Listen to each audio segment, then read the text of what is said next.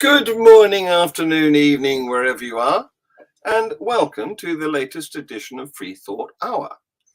Now, unfortunately, my usual co-host won't be able to be with us today. She's had a rather moving experience. She's been moving house, and it's very hard work, so she's taking the evening off to recover from the effort. But we do have a wonderful guest with us tonight in the form of Paul Fitzgerald. Paul, Hi, how the devil are you? I'm good. I'm good, thanks. Yeah. I'm Great. very pleased to be doing this.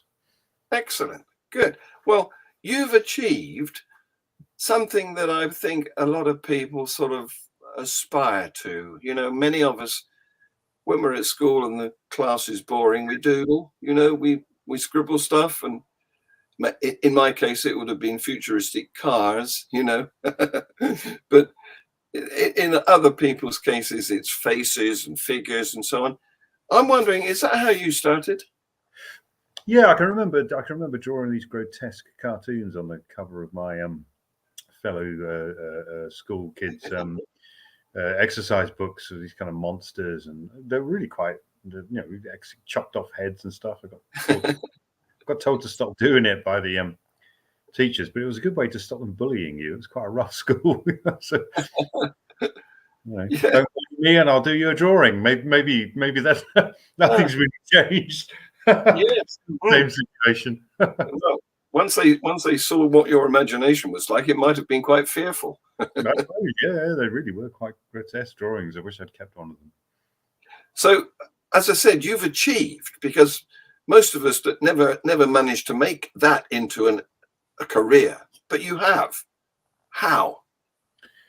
I used to be a care worker, so I very, very slowly kind of built up the number of clients I had and the number of people who were following me. And I just eventually made a decision one day. Okay, I'm going to go full time with this. Wow. It's not massively lucrative. It really isn't. You really have to want to do it. You've got to be so lucky to strike it rich. Lucky. But I make a living, and it's really nice to be able to say what you want to say, and not be censored and so on and so forth. I'm pleased with it. I agree. It's quite a rare thing to be able to do. I think Tom Stoppard said that there's 90% of people who do the actual work, 9% who organise the people who do the actual work, and then one lucky bastard who's the artist. Yes. Yeah. Well, I think you should be pleased with yourself, because it is quite an achievement. But you mentioned that you were expressing your opinions. I think, was that what you said? Political, religious, and you're using the medium of images to do that. And we all know that a picture is supposed to paint 1,000 words. So you've got that. And it's something that I wish I could do, because very often I have the idea for a cartoon or a strip of cartoons, but I can't execute it. And I have to employ people like you to do it for me. Well, obviously, it's not just the drawings. It's the fact that cartoons, particularly single panel ones, a lot of the stuff I do when I'm doing graphic novels is single panel cartoons. Yeah. You're supposed to boil a complex argument down into one frame. Yeah. And you need to, I always call it making a cartoon watertight, where you think, well, I don't know how someone's going to refute this kind of distilled essence that I've managed to put into this cartoon. I don't know how they can dispute this. And those are the ones I hope that are vitriolic and I hope they really hurt their targets. Hard hitting. Yeah, but there's a little bit of sadism that goes with when you want to hurt people, like mentally, you really do. Well, you want to make a point, don't you?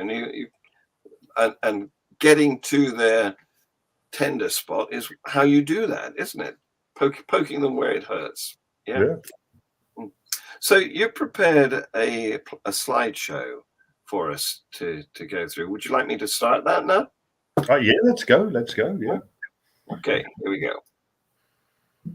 So this one I just threw in as an example of my all-time best-selling cartoon.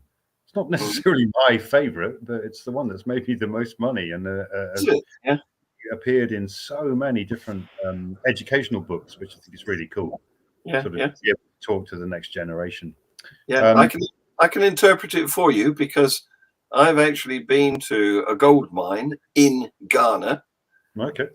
so I know that that's where, well, one of the places, South Africa being another one, where this precious stuff comes from, but Europe and the Northern America is where it ends up, isn't it? So it's a case of, like you were saying, you know, there's somebody who does the work, 90 people do the work, and then somebody who transports the product or whatever, and there's one person who gets very rich. It's the same sort of idea.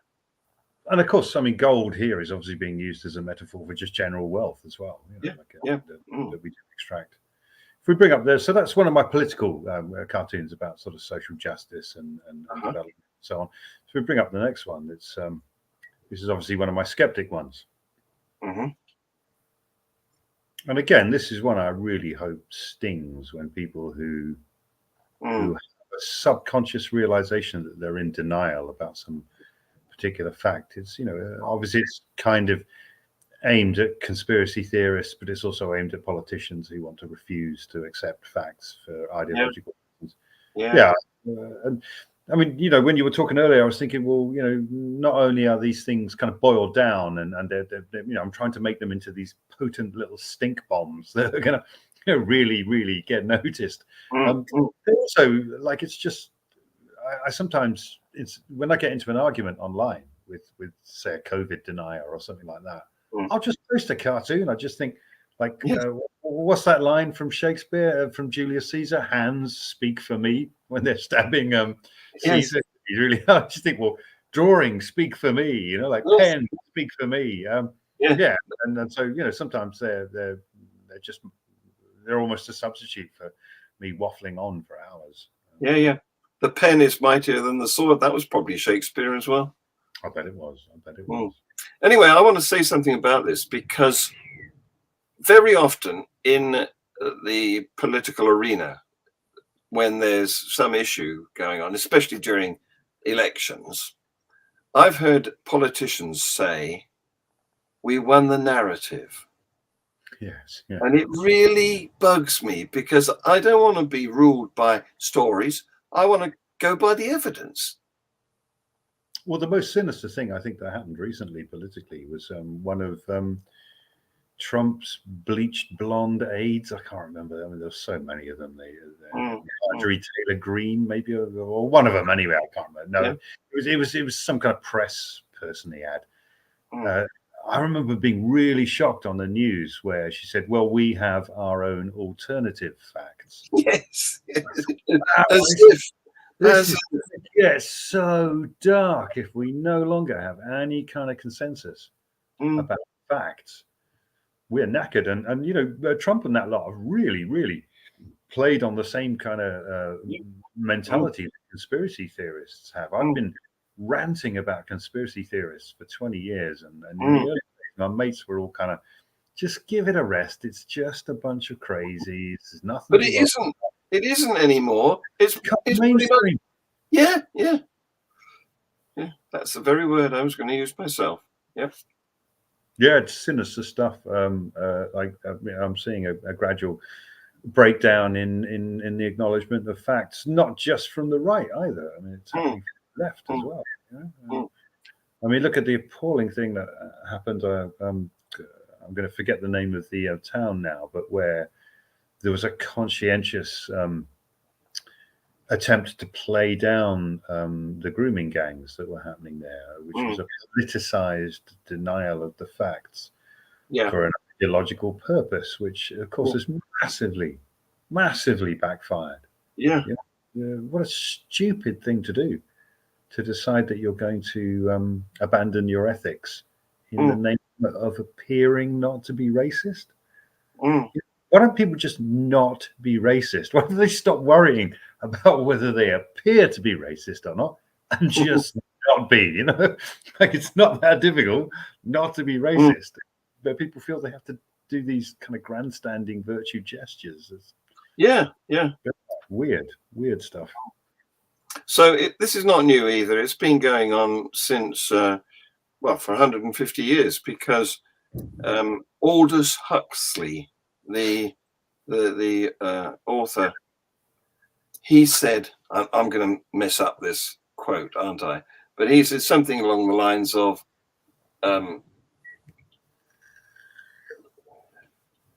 belief doesn't alter facts, or something like that. Yeah.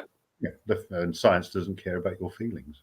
Yes, exactly. And of course, these themes come up in the latest book I've done. So I kind of transitioned a little bit from these single panel cartoons into graphic novels. So yeah. If we bring up the next one, I'll show you some of that. Coming up. So yeah, I've ended up accidentally becoming a historian of politics, and this is about this last graphic novel was an event that people in Manchester will be familiar with, where a pro-democracy rally in 1819 was attacked by troops. Yeah, with deaths. With what? Yes. I mean, between 15 and 18 deaths. I mean, we don't have the accurate records for it. But yeah, this was the latest graphic novel. If we bring up the next one, I'll just show a little sort of a bit of how the narrative was put together. Because as a skeptic, I'm really interested in just making sure people get raw facts rather than my interpretation of a situation. I ended up developing this narrative technique that I call verbatim. So all of the dialogue you're seeing on this page, the boxes and the speech bubbles, are all absolutely words from the time. Excellent.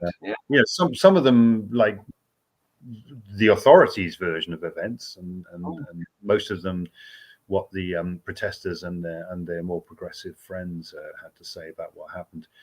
And I hope that the way in which people read these, it becomes a kind of a challenge to try and work out who's telling the truth and who isn't. Yeah, and I want that to be, I mean, for instance, Mike Lee's film of Peterloo, I thought was very, very poor. I really wasn't happy with it. It just didn't seem to stick to the facts, and I don't see why somebody should get in the way between these source materials, which are just incredibly dramatic in their own right, and the audience. What right have you got to sort of say, "Oh, I'm going to interpret this for you, and I'm going to put my spin on it"? And just people to raw facts, which I think is a very skeptic, kind of position to take.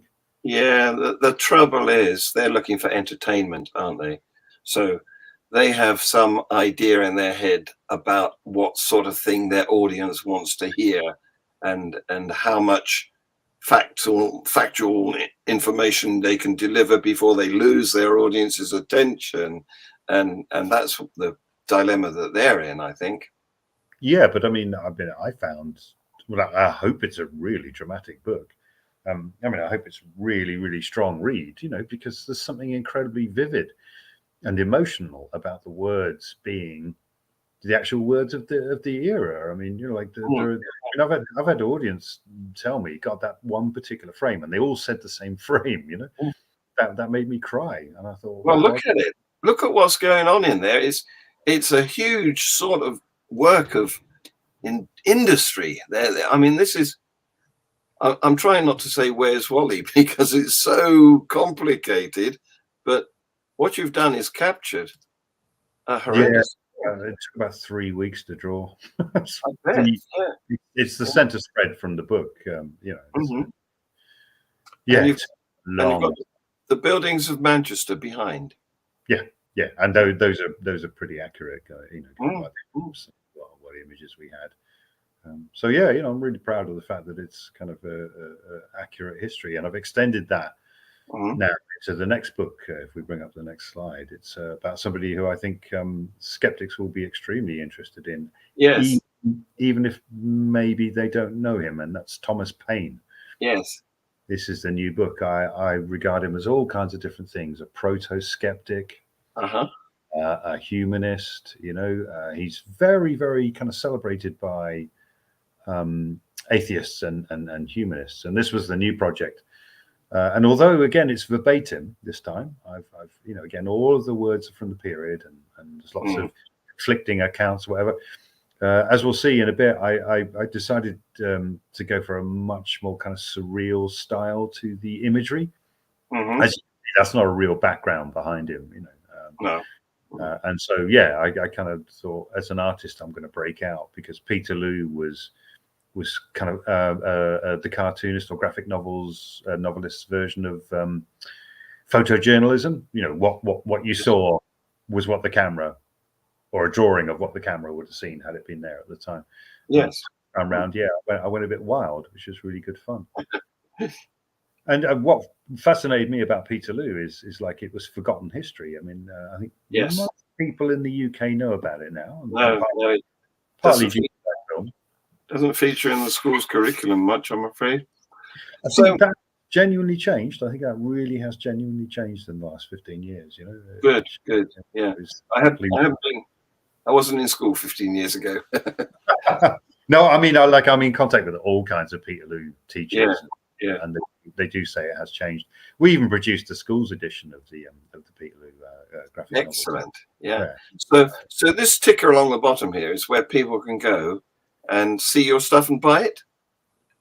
If they want to get hold of a copy of Thomas Paine, Mm.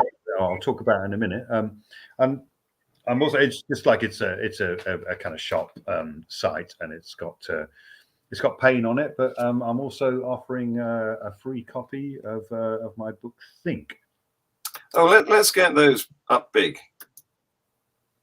Yeah, that was a collection of my skeptical cartoons that I published about Mm-hmm.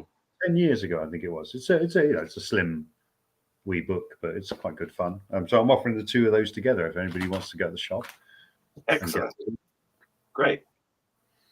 So if we bring up the next one, I was going to chat a little bit about why here you immediately see the surrealism that I've rendered Thomas Paine as We've all had to learn how to do that, haven't we? Because it doesn't come naturally first time.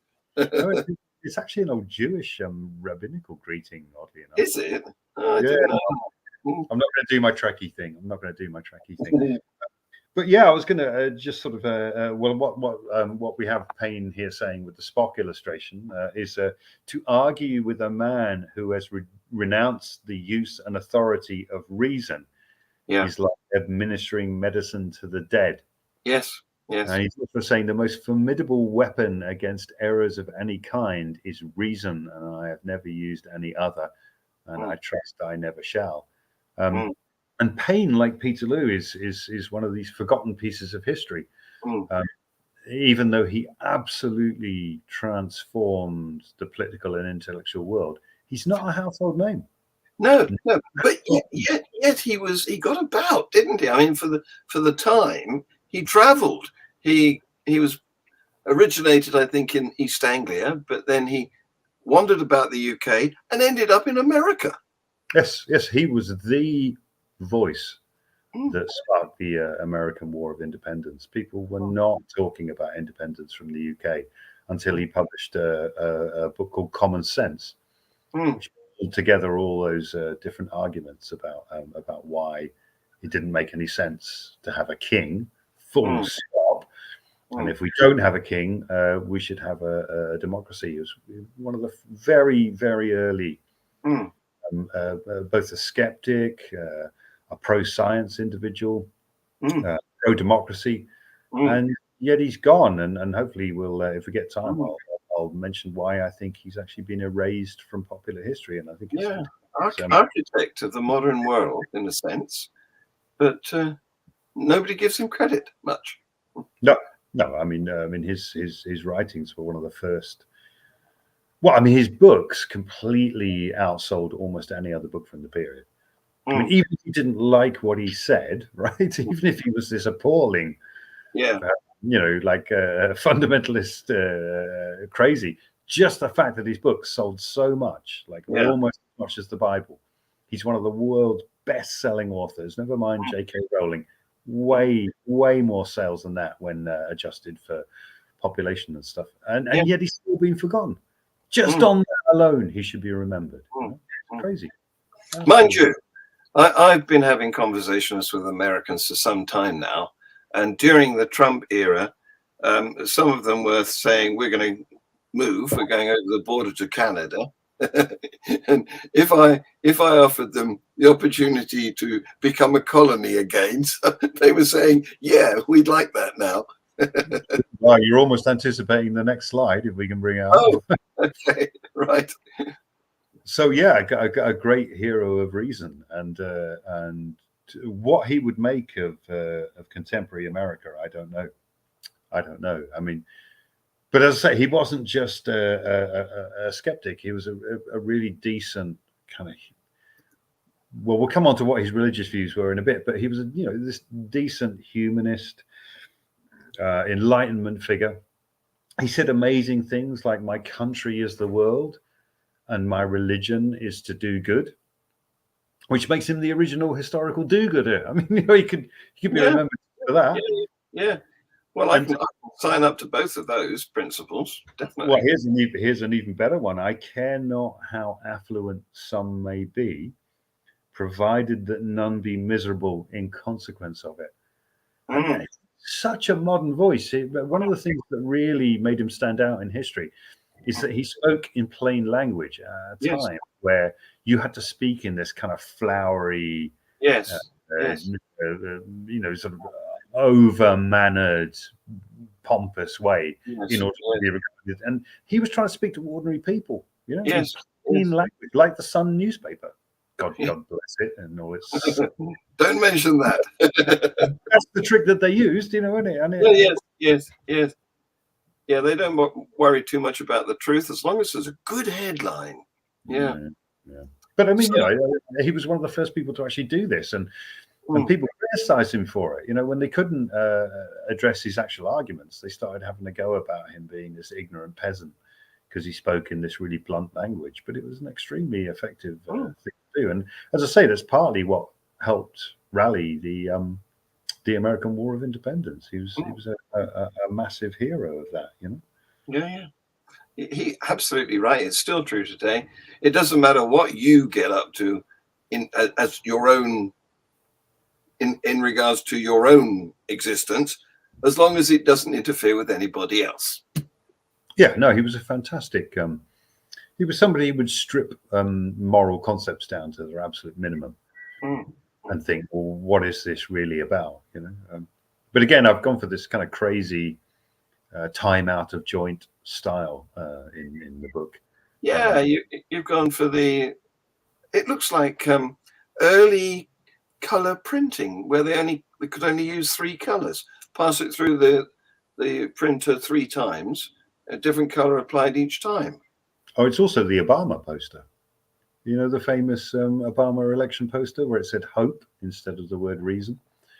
And I tried to have this thing of like Payne sort of almost manifesting himself as modern, visually manifesting himself as modern characters like Mr. Spock or Obama, because his voice is just so modern. Yes. It's so modern.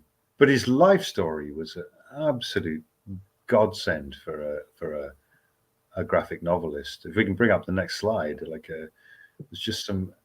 Yes, I'm just seeing a comment. Thomas Paine was the Hitchens of the 1700s. Yeah. Well, I'm sure Hitchens would be very flattered by that. Hitchens was a huge fan. Yeah. Thanks for the comment, Dean. Nice to see you again. Yeah, indeed. And if we bring up the next one, just never mind his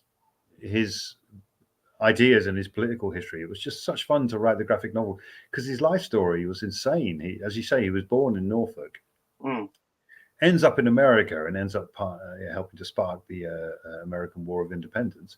But then he died in America and was buried in America. And this crazed Englishman went over and dug up his remains and tried to bring them back to England. Yeah, this is one of the contemporary drawings that I've slightly kind of redrawn to make it fit the visual style. But this guy Cobbett decides to dig his remains up, bring them back to England in the same year as the Peterloo massacre that I was talking about earlier. Really? How weird. Yeah, he thought this would help rally everybody together. But it was seen as an act of desecration, and so it was. But crazy. I mean, if we bring up the next one, crazy life story. when he's a kid, sorry, if we can bring up the next image. Repatriation of a skeleton. Sounds weird. He was also in his youth a pirate. It was just insane. He joined this privateer boat, and very, very, very nearly lost his life on this expedition. His dad actually stopped him at the quay, and the weirdest thing is, like, his life story is so unlikely. The boat he was going to sail on was called the Terrible. Yeah? It was a privateer ship that was allowed to go and raid French ships as part of the war effort. The captain is called Captain Death, yeah, and the surgeon is called Mr. Ghost. So if you ever watch kind of slight foreshadowing of what's going to happen to this, these are adopted names, presumably, or was the captain a Death? I don't know, but it's like, as far as I know, that those are. And it was birthed at Execution Dock. I mean, perhaps these things are jokes in the period that we take too seriously. As you say, maybe they're adopted names. But yeah, this guy's life story is just scrape after scrape after scrape with death. Absolutely bonkers. But when he ends up in America, like during his life in England, he's pretty obscure. But once he ends up in America, he just bursts onto the political scene. If we bring up the next image, it's like another one of these kind of surreal things. He once he published Common Sense, he became an overnight sensation. The early British invasion. I'm thinking of the Beatles. And of course, you can see in his hand the book name is actually now Common Sense. Yeah. And as I say, people like Jefferson and Franklin and that lot weren't necessarily thinking about a strong move to independence. Or Paine came along before he came along, and because he we'll bring up the next slide, because he criticized royalty. Yeah. And I assume everybody recognizes where this image is from. The Sex Pistols. Oh, album. Yes. Because he criticized royalty, he was subjected to just so much hatred, much hatred from the establishment. And if we can bring up the next slide, they started burning effigies of him. No, sort of Guy. Yeah, it became more popular than burning effigies of Guy Fawkes. We think social media today is where you get absolutely vilified if you say the wrong thing, or if you're not woke enough or something like that. Paine was just really, he just became this hate figure up and down the UK. Just think what it would have been like if he'd had access to the internet. He would have had all the trolls. Well, in some ways it was worse. I mean, like some of the accounts that I read, and again, these are all verbatim.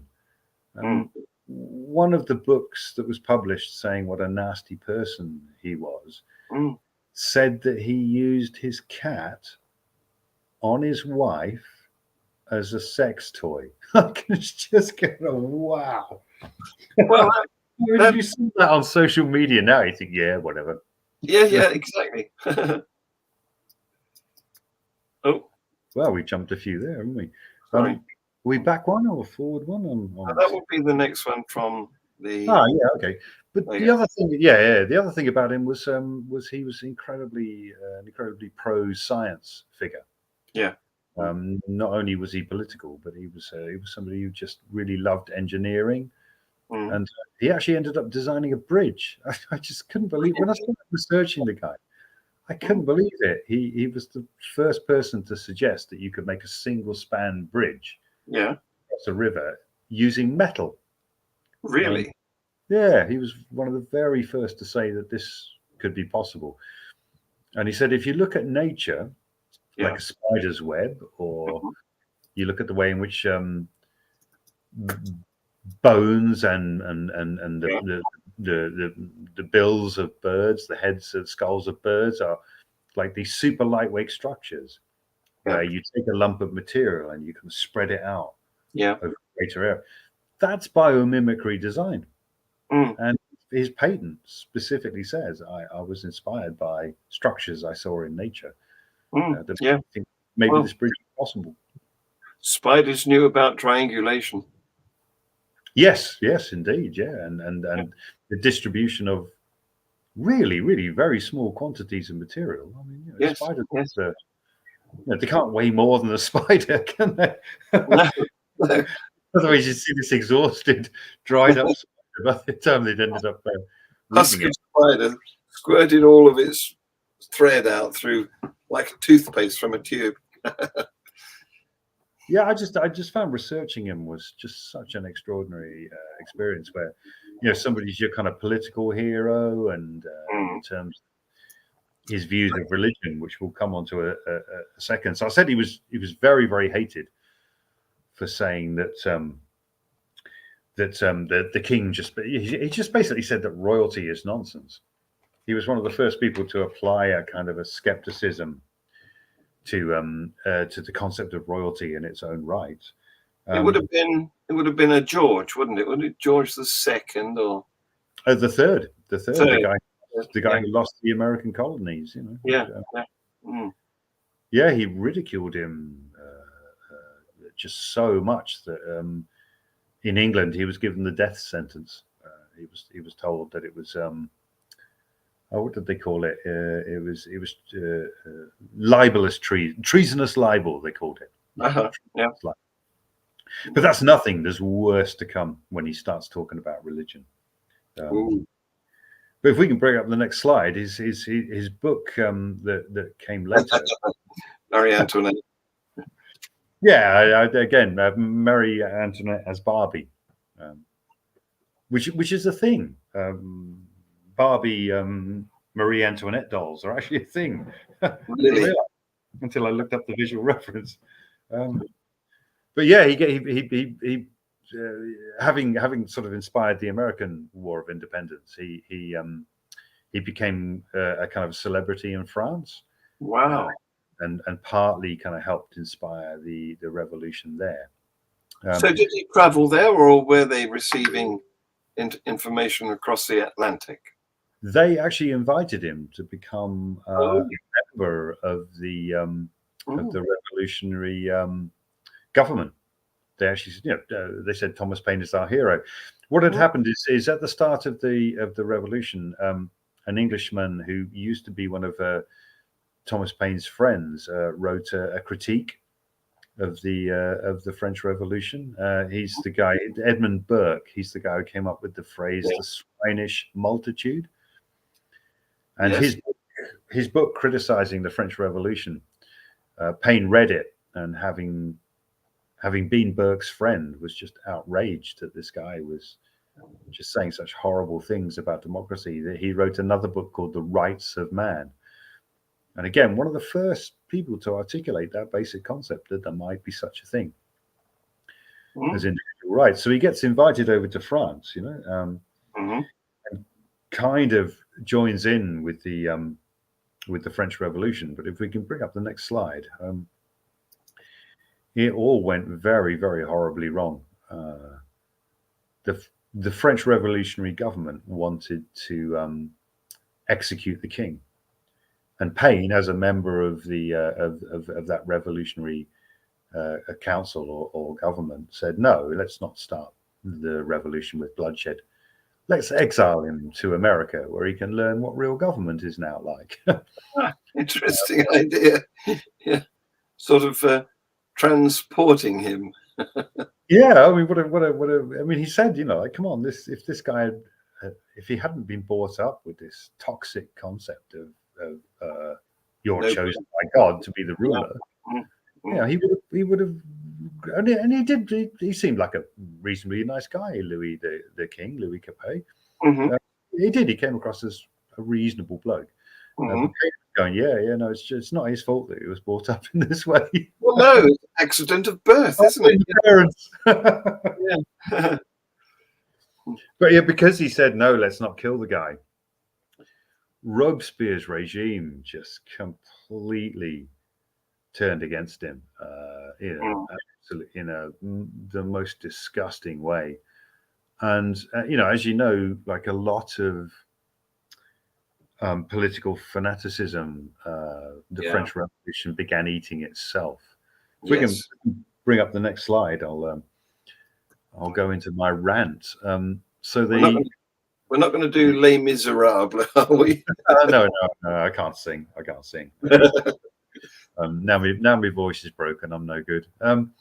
But yeah, they put Paine in prison. They put Danton in prison, one of the great heroes of the revolution. And I think this is one of the central messages of the book that I think is very, very relevant to the kind of polarized, intolerant politics that we see infecting. I mean, I'm going to say the left or the woke left. These days, where you can be somebody with an immaculate political record, you can be somebody who is clearly on the side of progress and ordinary people. And you say one thing wrong, about one issue, and you're going to the guillotine. Resonates so much with contemporary political issues. And yeah, Paine was due to go to the guillotine at the mercy of this regime that had just become fanaticized. And the strangest thing about Robespierre and all that lot is they weren't like Stalin or Hitler, who were always obviously disturbed people right from the word go. They were actually people who genuinely wanted to make the world a better place for others. They were not these tyrants at the beginning. No, you're right about Hitler, though. He was bonkers from the start. Well, so was Stalin. Stalin was this appalling thug. Yes. Yeah, no interest in communism. and you're right about how sensitive the wokists have become, and they'll go after even J.K. Rowling, who is obviously, a well-meaning woman. Or Ricky Gervais now is their new target. Yeah, I'm glad you mentioned that, because there's a clip that if I don't include it in this show, I will certainly send it to you afterwards. He's got a little, about 2 minutes, of him mocking the woke, and it's. I've seen it. Have you? Seen it. Really? Yeah, no, Gervais is a really interesting character. I mean, the point is whether you agree or disagree with the woke, and I think there are a lot of things that they're very sensible about. That they do sometimes say some really sensible things. It's that spirit of denouncement, where things slide, things that initially intended. Yeah. Or sorry, began with good intentions. Yeah. It's the swing of the pendulum, isn't it? It starts off over here, which is mild and benevolent, and it doesn't stop in the middle. It goes way over here, where it's crazy. But not just in terms of the broad social pattern, in terms of the actual morality that they were originally setting out to defend. I mean, Robespierre and that lot really did begin wanting the world to be a better place. The pendulum is almost inside them. Yes.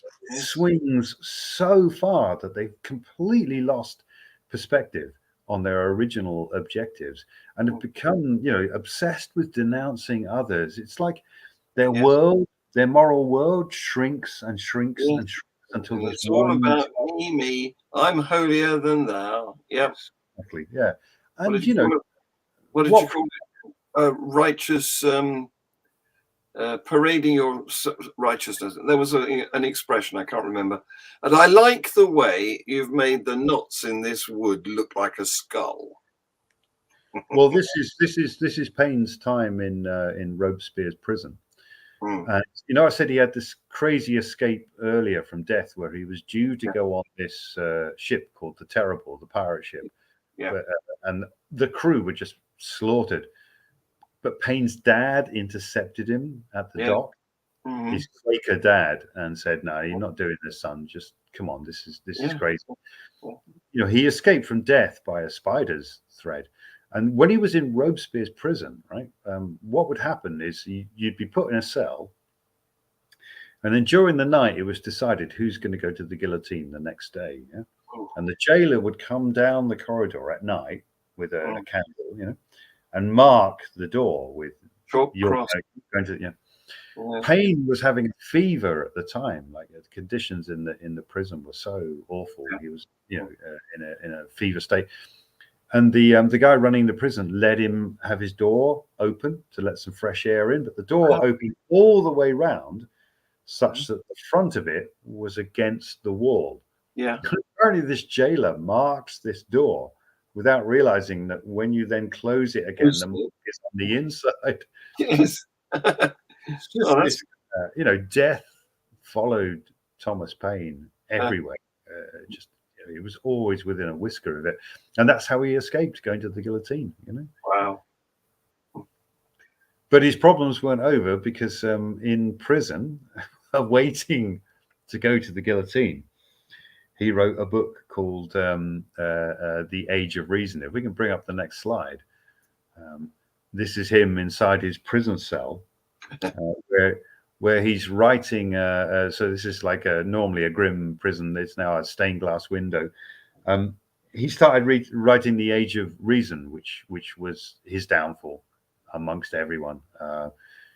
Age of Reason is a critique of revealed religion, and in it he says things like all national institutions of churches, whether Jewish, Christian, or Turkish, appear to me no more than human inventions set up to terrify and enslave mankind and to monopolize power and profit.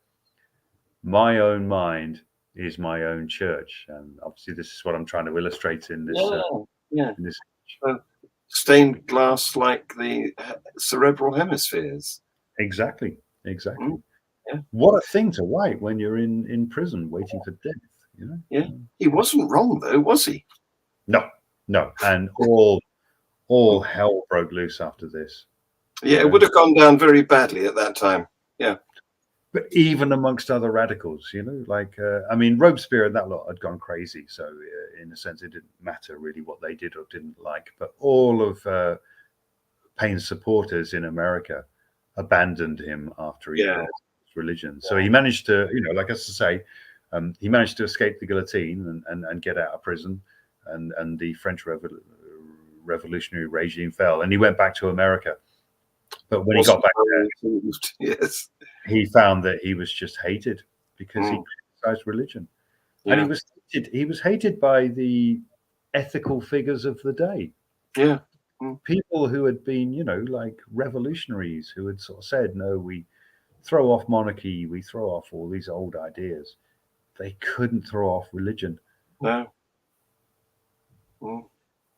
Sorry, I've waffled for ages and not let you interject. No, that's fine, because I'm learning a lot too. But the American, as a generalization, which is always a crude expression, isn't it? Religion is still deeply ingrained over there. Yes, yeah. It's, I guess it's a country of religious dissenters, isn't it?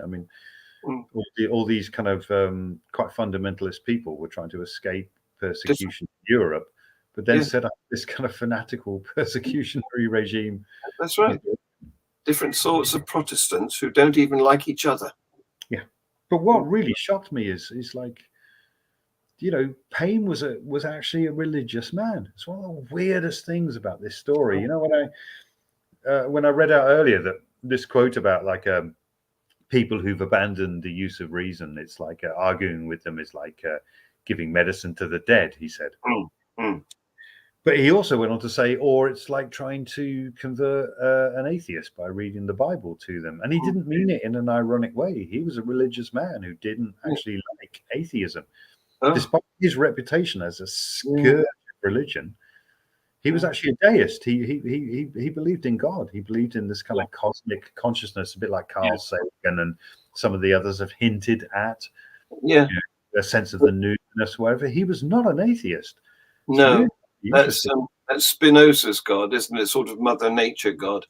And it doesn't match to any religion. There's no faith attachment to it, no doctrine, no scriptures, no taboos, none of the nonsense that's associated with various religions. I'm nodding my head off here because that's exactly what Paine was saying. He was saying that there is a God, yeah. Mm. But that God is not revealed to us by man. Anybody who comes walking down off the mountain with a document in their hand Yes. saying, I have the word of God here. Yes. Paine was going, nah, nonsense. Yeah. Why should we believe you? And All yet, we've got to do is look at the sky. All we've got to do is look at the sky if we want to yeah, see a message from the Creator. I don't personally agree with that. I'm an atheist, but you know, what an interesting point. yeah. And yet, Joseph Smith had yet historically to do his version of coming down from the mountain. In his case, it was digging up the gold plates, but they were still going for it. The Mormon guy, you mean? Yeah.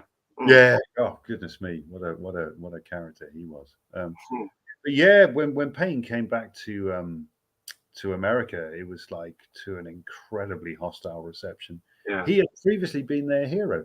You know, his life story was almost like he's a hero one minute, and then the next minute, you know, he's absolutely vilified, and this pattern kept repeating. But that's probably the reason why he's not remembered anymore, because he's not the first radical figure to have really pissed off the culture in which he was speaking. Loads of them have survived that. Loads of them, and are now heroes, celebrated household names. Even Paine's kind of political mates abandoned him and no longer made the effort to defend him against his attackers. I think that's why he sank more and more and more into obscurity, to the point where not really a name anymore. You know? Yeah. And I want to change that with the book, obviously. Yes, quite. Yeah. I've just thought that maybe your next book should be on the life story of Joseph Smith. I'm afraid the next book slot is already taken up. You're right. Yeah. I'm just thinking he's got an interesting history too, because he was in jail a couple of times, wasn't he? Yeah, I mean, he had this bizarre stuff, like you would stick your head inside a hat with a little stone or something that would help you read these golden plates that he said he dug out. You know, but yeah, I'll tell you who didn't abandon Paine. Is Thomas Jefferson. Thomas Jefferson. Right. Yeah. Never gave up on him, and even in the middle of an election, which was going to be a really close one, and to be associated with Paine by then was political poison.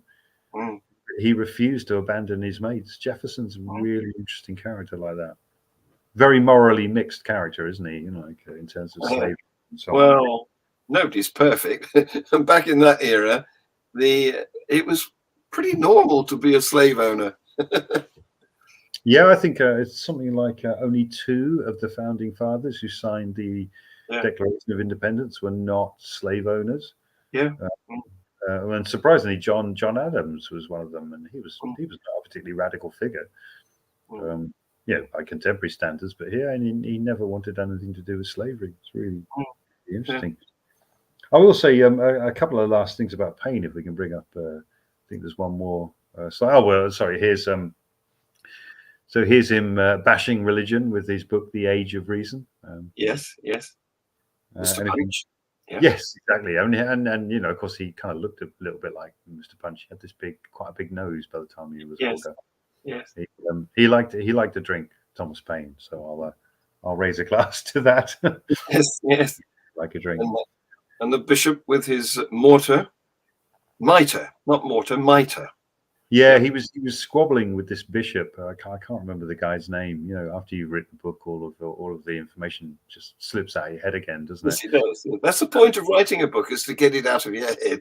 Yes, permanently remove these things from your brain. He was arguing with some bishop, and I can't remember. It was either Blake or Wordsworth or somebody like that.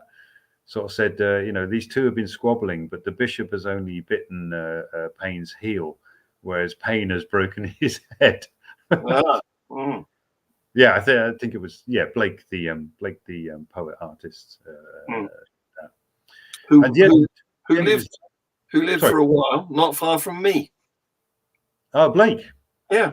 Okay. And did those feet? I'm not going to sing.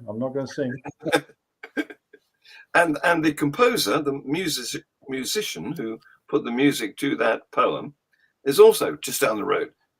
A resident, he was, yeah, Perry. Okay. Yeah, no, Mm. Blake was a big fan of Paine, and Blake was pivotal in at one point in Paine escaping death again. Because I mean, I've only told you about 2 or 3 of the times that Paine Mm. escaped. Mhm.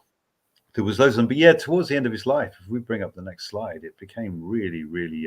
Oh, sorry, this is another one of my fantastical contemporary images. The Yes. idea that he was treated by the American population a bit like Yeah. the Hebdo cartoonists were treated. Resonating with today. Je suis Charlie. Yeah, I mean, I hope so. I you know, and that's partly my way of visually saying that his ideas are still incredibly relevant today. But if we just whiz through the last couple of slides, and so at the end of his life, most people had abandoned him. He wasn't a wealthy man, despite his books selling just exceptionally well. He never really took any profit from his books. He produced the cheapest editions he could so that working people could afford them. Mhm. Yeah, he ended up in this horrible version of the kind of care home system in America, Yeah. where you were basically a kind of a lodger in people's houses. Mm. And he was in New York, and all these evangelical Christians found out where he was living Oh. and came to visit him. And the guy's in a lot of pain. This is pre-anesthetics. He's an old guy. He's broken from being in prison in Robespierre's jail. Mm. Can't move anymore, and just all these bastards are coming to demand that he renounce and say, "I accept Jesus as my savior." Even his doctor that we see in the picture here starts saying this to him. Just horrible stuff. The doctor's saying to him, "Look, I'm your doctor. You've got about 24 hours to live. I want you to admit that Jesus is your savior." Yeah, almost like the interrogation scene from 1984 that I've tried to kind of hint at. Yeah. Mm. Well, it's always been the way to prey on the vulnerable. Yeah, but Paine rallied. His last words, he rallied. Mm. His doctor saying to him, "Accept Jesus Christ as your savior. Tell me what you really think." And Paine turned around to him and said, I have no wish to believe on this subject," and then died. Yeah, fair enough. Fantastic last flourish. Yeah. Mm. Absolutely. And there you are. If people do want to get hold of the book, I promise you, I mean, his life story alone is just a romp. It's just a brilliant read. But I think you'll partly fall in love with Thomas Paine like I did. You know, I got a massive man crush on the guy. You know, and there were a couple of times, I did get a lump in my throat a couple of times writing the script. You know, like what happened to him later in life and his struggles with drinking, and but just how he comes across as this beautiful modern voice. You know, that I think both religious people and atheists can relate to, and political people as well. Excellent. Well, what we have now done is a sort of not exactly an audio version of your book because it's illustrated as well. So it's a narrative, a vocal narrative version of your book, which you will be able to use to promote it. Well, I hope when people read it, they'll actually, you know, as well as the words, they'll notice that I've tried to layer the images with some very blunt and some very, like the Charlie Hebdo one. Yeah, very blunt, but also some very sort of subtle resonances with the modern era. There's quite a few hidden images in it, so you can go sort of hunting, and hopefully people will imagine some of their own that I never intended. Probably, yes. So what I wanted to finish up with, because we're nearly coming to the end of the it's flown, isn't it? It's flown. Easy to go, isn't it, when you're having fun? So I wanted to probe into you as a person a little bit more, because I know you're out and proud as an atheist now. You probably might even call yourself a hard atheist. I don't know. But how did you get to be like that? Because I know that also that you were not exactly born into the last century's level of religiosity, but you certainly had religious parents. Yeah, that kind of Irish immigrant Catholic Mhm. parents, Catholic school, and so on and so forth. Mm. I don't know. I don't know. What is it? I mean, they weren't harsh about it. My parents, they weren't. You will believe this, No. And there was 6 of us, and I was one of the youngest. So they kind of got used to the idea that apparently, if you come over to England to have your children born in England, they'll turn atheist. Yeah, probably. Yeah. Inspirational teachers, Mhm. an interest in science. Mhm. I think maybe it's quite. I think it's quite difficult to, if you start developing a a scientific mindset. Yeah. You're going to start asking all those difficult questions, aren't you? Yeah. Mm. If you've got that kind of curiosity and the sort of doubt and the wish to test things, Yes, exactly. science, I think that will spill over into your religious views and Yeah. plus a kind of really creepy priest. I mean, like really creepy. Well, there was plenty of those in Ireland at that time, by all accounts. Yeah. And in England, I promise you, and in Essex. Yeah, no, we had Mm. I mean, I remember one of these, as a Catholic, you go to confession, and being this earnest 13-year-old or whatever, I'm asking this guy, look, I don't really get this thing about this wafer that we're being handed. It's supposed to literally be, and I'm this earnest intellectual, and you know what confession is like. It's like this screen. And I'm saying, so how's that possible, Father? And he goes, you young lads, I know what you do to yourselves. I know how you touch yourselves. What the? I'm asking an intellectual question. He's going. He's straight to the obsession. I'm getting out of this box. I bet. Yes. Why is it that these priests and pastors they just want to get their noses into our genitalia? What's it to do with them? Well, I mean, if you're somebody who wants to hide what your real sexuality is like, in other words, you like 13-year-old boys and you think about them masturbating, well, where are you going to go? Become a priest, and then nobody will ask any questions anymore. It's like a sort of a red carpet laid out for paedophiles, isn't it? God. Yeah. Well, unless you've got the last word to say about your website or your books or your future proposals. I know you've got another book in mind. Yeah, another history book, but one with a lot of emphasis on the history of science. It's going to be another rip-roaring read. No, I'm going to do an advert. If you're already familiar with Thomas Paine, buy the book. If you've already got the book and you want somebody else to become familiar with Thomas Paine, buy the book. It's a really, really easy introduction to him, and I think he needs to come back into popular history. He's an inspirational figure, and I really hope I've been part of this growing movement to bring him back, because I'm in touch with loads of people around the world now who want that to happen, including yourself. And I'm very grateful to be on the show. Good. More power to your elbow. Or my pen. Yes. Well, it's somewhere there. It's on the way, isn't it? Anyway, Paul, thank you very much. Hey, cheers. Here's to Thomas Paine. To Thomas Paine's health.